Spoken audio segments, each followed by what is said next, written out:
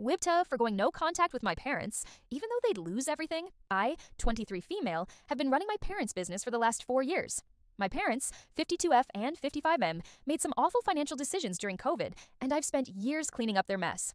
About 2 years ago, they really screwed up. I had to beg someone, let's call him Jim, for the chance to fix it. Without his help, my parents would have lost their house and basically everything they own. Since then, I've been working 7 days a week, barely taking any time off, and getting paid under $1,800 a month. Meanwhile, my parents slowly stopped being involved because apparently I was more than capable. Even when I was completely burnt out, stressed to the point I couldn't eat or sleep, I just kept going because I promised Jim I'd make things right.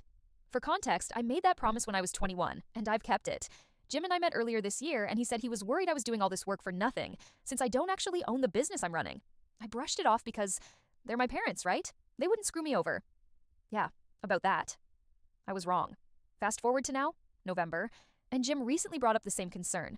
I've been running this place solo for years, yet I still have no ownership, no proper pay, and no acknowledgement.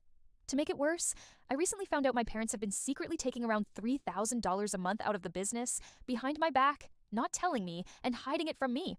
They only show up about 2 to 3 hours a week, yet they've made comments about how it's their business, not mine, despite the fact I'm the one running everything, managing staff, dealing with clients, suppliers, and all the stress that comes with it. We're planning to meet soon to discuss my options, and honestly, Jim's been one of the few people who's actually supported me through all this. Now here's where things get more complicated. My mom is abusive.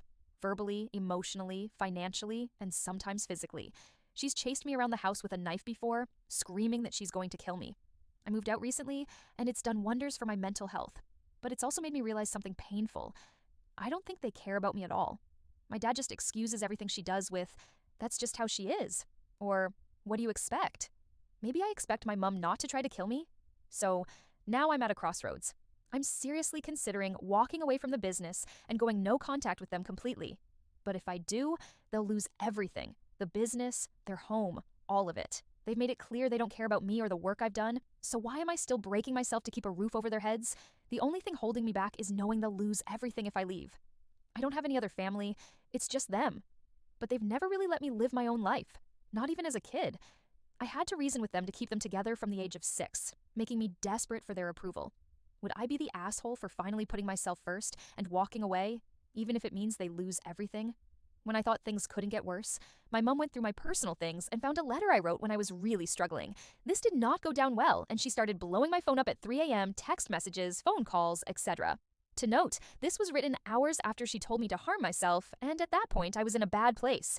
I got myself out of it, but her reaction makes me feel sick. It's all about her, not about the fact her 23-year-old daughter was feeling that way.